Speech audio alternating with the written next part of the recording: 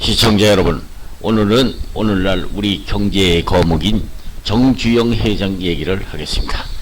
정주영 회장 얘기를 하기 전에 우선 알렉산더 대왕의 매듭이라는 일화부터 먼저 나누어 보겠습니다. 서양 신화에 나오는 얘기입니다. 전설에 따르면은 테르미소스 브리기아라는 곳에 왕이 없었는데요. 테르미소스의 우마차를 타고 오는 자가 왕이 될 것이라는 말이 전해 내려왔다고 합니다. 그런데 이 전설을 믿고 있던 한 농부가 아들을 왕으로 만들기 위해서 아들을 우마차를 타고 테르미소스 성에 들어왔다고 합니다. 어쨌든 오리디우스라는 농부는 브리기아의 왕이 되었다고 하는데, 이 농부가 왕이 된 아버지와 아들은 너무나 감사해서 우마차를 브리기아의 신 사바지오스에게 바쳤다고 하죠. 사바지오스 신전의 신관리들은 이 우마차를 신전 기둥에 매우 복잡한 매듭으로 묶었다고 합니다. 이후 내려온 이야기로는 이 오르디우스의 우마차를 묶은 복잡한 매듭을 푸는 자는 아시아의 왕이 된다는 말이 전해져 내려왔다고 하죠.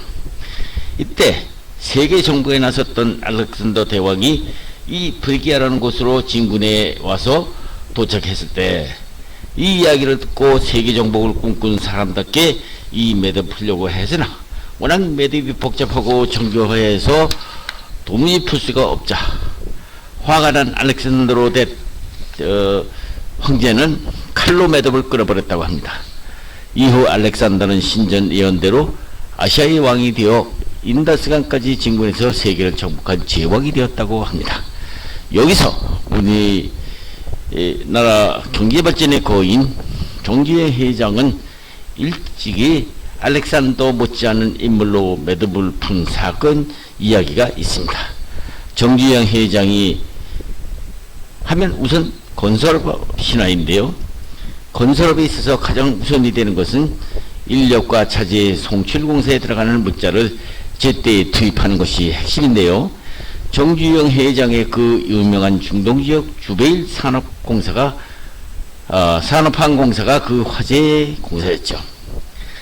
당시 정주영 회장은 공사 기일을 맞추기 위해서 기상천외한 모험들이 펼쳐졌고 많은 사람들이 가슴을 쓸어내리게 한 세기의 공사였던 주베일 산업항공사야말로 중동 진출의 효시가 되었던 것이죠.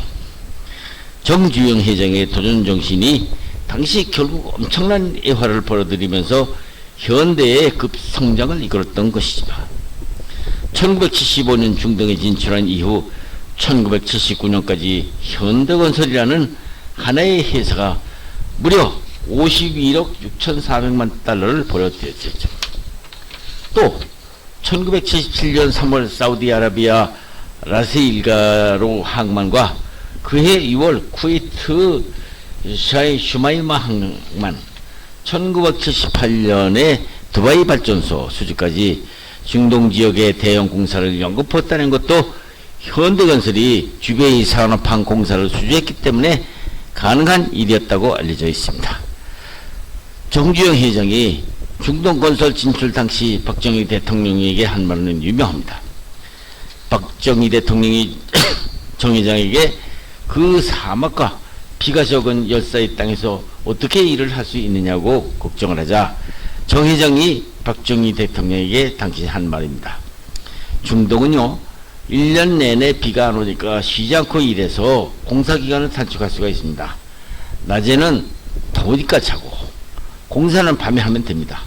공사할 땐 모래가 있어야 콘크리트 시멘트를 만드는데 그 모래가 지천으로 깔린 게 모래이니 그래서 좋고, 물은 유조선을 만들어 빈 탱크에 가득 실어 나르고 돌아올 때는 석유를 담아오면 됩니다.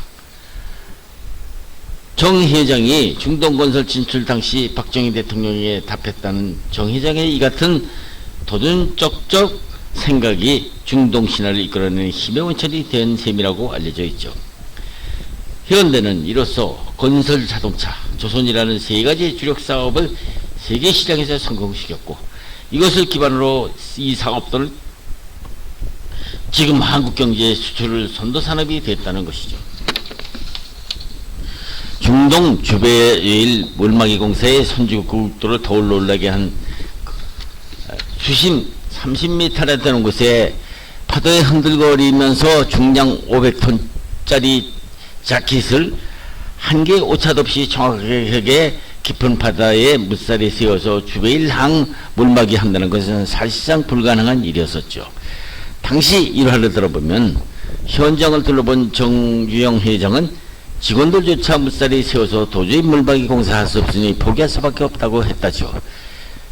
정 회장은 해봤어? 하고 안 되는 건 어딨어? 하면서 그때부터 직접 전두지휘를 하는데, 진짜인지는 모르지만 한 일화에 의하면 당시 불가능하다는 직원의 다리까지 걷어차면서 직접 진두지휘했다는 얘기가 있기는 합니다. 하여간 정 회장의 이런 창조적인 발상과 굳힐 줄 모르는 도전의식으로 이 당시 가로 높이가 36m로 무게가 500톤이나 되는 자켓 89개를 한국 울산에서 중동까지 운반해가면서 완벽하게 물막이 공사를 하게 한 것을 가능하게 한 사건은 세계를 놀라게 한 사건이었죠. 이렇게 만든 주베일 산업항은 20세기 최대의 역사를 극찬을 받은 공사였습니다. 이것을 본 중동 지역 국가들은 너도나도 현대건설의 수주가 쏟아지기 시작한 것이죠. 정주영 회장의 신화가 본격적으로 시작되는 순간이었죠. 또 서산 간척지 유조선 공법 80년 초 정 회장은 바다를 메워서 농지를 만드는 대규모 간척 사업도 마찬가지였는데요. 서산 앞바다는 조수간만의 차가 너무 커서 물막이 공사가 힘든 공사였죠. 이때 정주영 회장은 공사비 절감과 공기 단축 방안을 강구하다 대형 유조선으로 조수를 막으면서 바위덩어리에도 흙과 버럭 등 현장 근처에서 쉽게 구할 수 있는 재료로 물막이를 할 수 있었다는 기상천외한 아이디어를 낸 것은 유명한 얘기죠. 정주영 회장은 간척지 최종 물막이 공사는 사람의 힘으로는 감당하기 어려운 공사라면서 밀물과 썰물 때 빠른 물살을 막기 위해서 폐유조선을 침하시켜서 물줄기를 차단 내지 감속시킨 다음에 일시에 토사를 대량 투하하면서 물막이 공사를 완성할 수 있었다면서 현대 간부진에게 제안했었고, 물막이 공사를 진두지휘했다는 얘기는 유명한 얘기죠. 그래서 이 유조선 공법을 정주영 공법이라고도 부르는데, 이 공법 덕분에 현대건설은 계획 공기 45개월을 35개월이나 단축 9개월 만에 완공시켜서 총 공사비를 280억 원이나 절감했다는 얘기는 유명한 얘기입니다. 정주영 회장은 1915년 11월 15일 강원도 통천군 탑천면 아산리에서 정봉식과 한성시대 6남 2녀 가운데 장남으로 태어났습니다.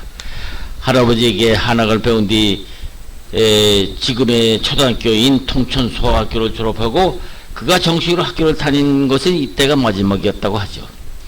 어린 시절 그는 부모처럼 가난한 농부가 되기 싫어서 4번이나 가출했다고 합니다.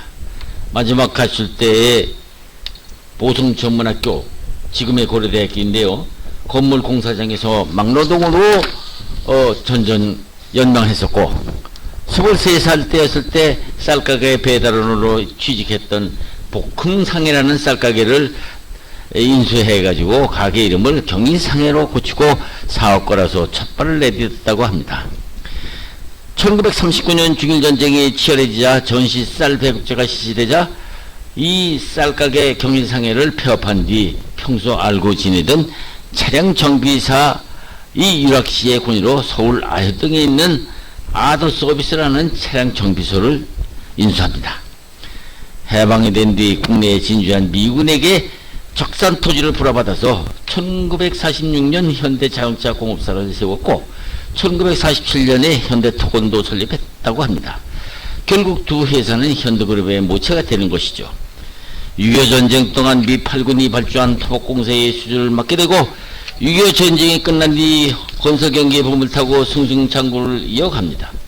이에 힘입어 1967년 현대자동차, 1971년 현대중공업이 설립되는 등 현대그룹은 한국의 대표적 재벌로 성장하게 된 것이죠. 결국 그는 한국전쟁 이후 전국경제인연합회 회장직을 13대부터 17대까지 연수로 맡는 등 재계의 거목으로 자라났었습니다. 이 과정에서 한국의 첫 하계 올림픽 유치에도 힘을 보태서 대한체육회 회장에 있기도 했죠. 현대그룹 회장에 선물하며 경영이 일산에서 손을 놓았고 그 뒤 현대그룹 명예회장으로 추대해서 했기도 했습니다.